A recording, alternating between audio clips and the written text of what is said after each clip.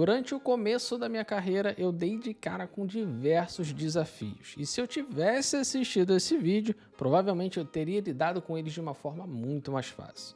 Então, se você está começando em UI UX Design, se liga nesses 5 erros que eu vou mostrar para você não dar o mesmo mole que eu. Então, bora pro vídeo. Fala galera, meu nome é André Saad e seja bem-vindo a mais um vídeo aqui do canal. E o primeiro erro que você tem que evitar é...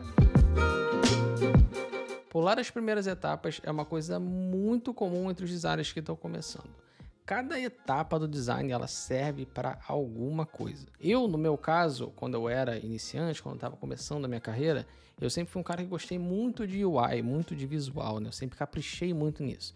Então, eu recebia lá meu briefing, eu estudava um pouco ele e já passava direto lá para o UI, porque eu queria fazer aquela coisa super bonita e muitas vezes não estava nem muito preocupado se eu estava resolvendo o problema do usuário. Eu ficava ali na minha caixinha, ali no meu computador, teclando as coisas, mexendo o pixel para lá e para cá.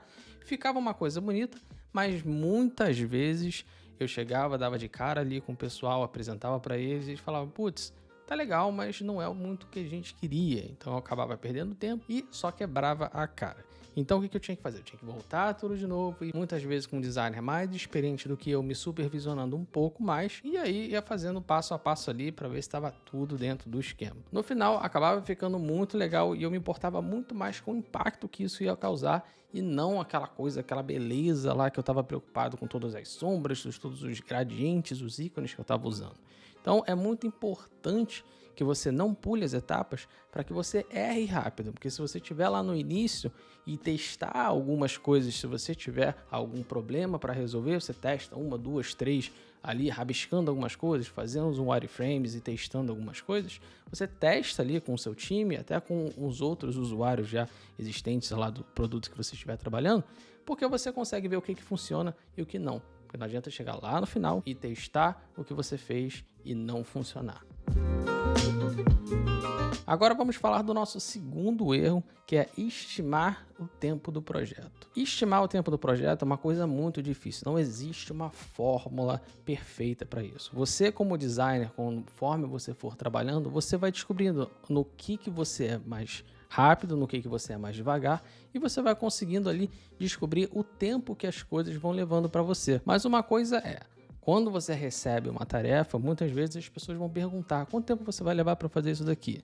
E aí você vai começar a botar algum tempo, você vai olhar, vai imaginar ali, pô, eu levo mais ou menos uns 4 dias para fazer isso aqui, uns 5 dias. Tenta botar uma gordurinha a mais, porque tem várias coisas que podem acontecer no meio do caminho. Porém, o tempo que você vai falar, ele não é a coisa mais importante. O que é mais importante é a comunicação. Porque se você tiver algum bloqueio no meio, se você tiver algum tipo de dúvida, você tem que chegar, levantar a mão e falar, olha, designer sênior ou gerente de projeto, eu estou meio bloqueado aqui, não estou conseguindo criar alguma coisa, eu estou precisando de mais informações. Isso vai fazer com que o projeto aumente um pouquinho mais de tempo, eu vou levar um pouquinho mais de tempo.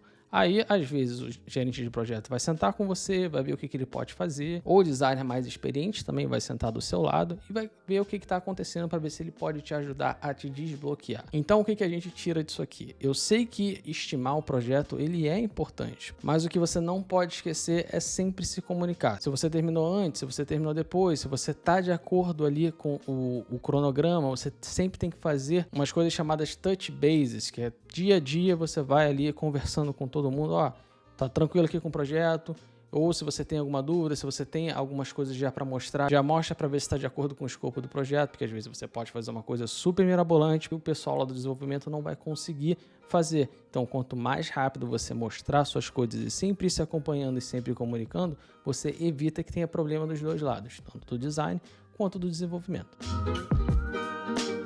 Perder tempo com o perfeccionismo. O perfeccionismo ele é muito relativo, porque vai depender do tempo de projeto que você tem. Se você tem um tempo curto, tenta não encasquetar com as coisas, tenta não criar uma super interação, uma landing page lá, um design de uma página cheia de blur, cheia de efeitos, cheia de fotos, cheia de coisas que vão requerer uma interação muito grande, porque você pode acabar resolvendo dentro do seu tempo. Mas, de novo, como eu falei anteriormente, vai acabar impactando no desenvolvimento. Isso pode dar um certo trabalho e vai gerar um certo estresse entre o time de design e o time de desenvolvimento. Então, sempre tente ficar atento ao escopo. Eu, como vim de direção de arte, vim de ilustração, então eu sempre fui muito o designer ali, o pixel perfect. Isso já me atrapalhou em vários sentidos durante a minha vida, porque eu acabava criando coisas muito mirabolantes ali dentro do Figma, ficava horas fazendo prototipação de botões, de interação, de inputs assim super complexos com animações de ícones dentro, e depois no final o desenvolvedor não conseguia executar. E basicamente eu virava uma peça de portfólio.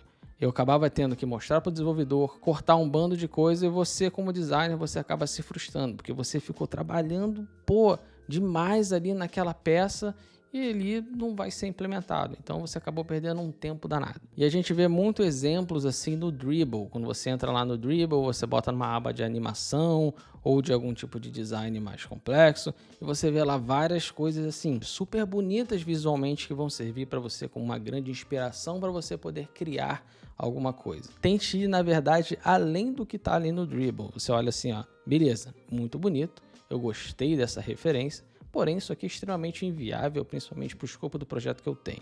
O que eu posso tirar daqui?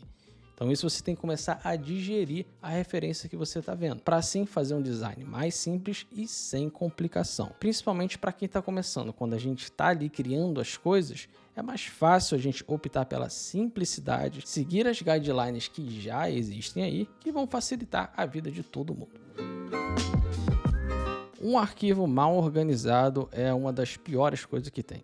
Porque quando você tem uma coisa mal organizada, só você sabe onde estão as coisas. E o seu arquivo, ele não foi feito só para você, ele foi feito para o seu time acessar. Então, você tem que ter uma certa organização. Eu, inclusive, fiz um vídeo aqui no canal, onde eu mostro como você pode fazer uma organização que vai ajudar o seu time a saber navegar bem no arquivo, principalmente o desenvolvedor, porque ele que vai ficar tendo acesso ali, vai acessar o seu arquivo com bastante frequência. Você sempre tem que priorizar ele. E o vídeo aqui do canal eu vou deixar ele no card para vocês. Mas agora, falando um pouco mais dos benefícios de ter um arquivo organizado, você vai evitar erros, você vai evitar a bagunça, você vai evitar de perder tempo falando com outras pessoas onde é que está cada design. Então isso acaba pegando muito bem para você, porque o time vai ver que você tem uma organização, principalmente o time de desenvolvimento. Eles vão olhar e vão ver que você tem uma organização no seu arquivo e vão começar a gostar de trabalhar com você, vão te elogiar e essas palavras vão começar a chegar em outras pessoas, o que vai pegar melhor para você e fazer com que você cresça onde você estiver trabalhando.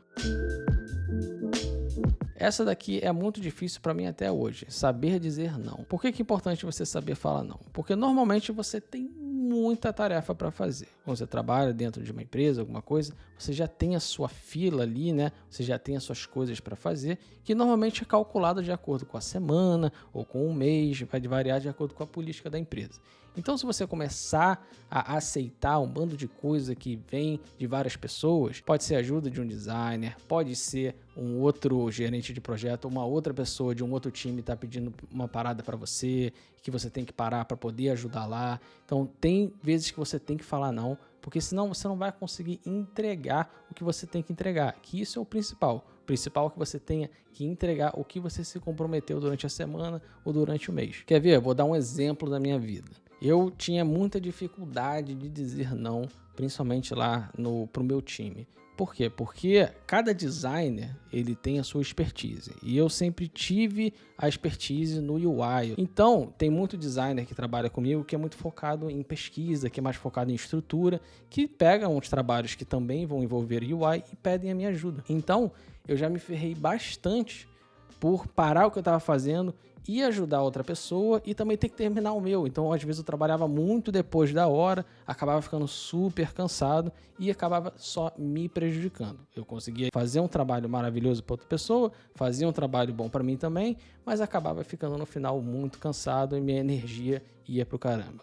E com o tempo eu vim aprendendo aí a dizer não, né? E hoje em dia eu tento aí fazer o balanço, né?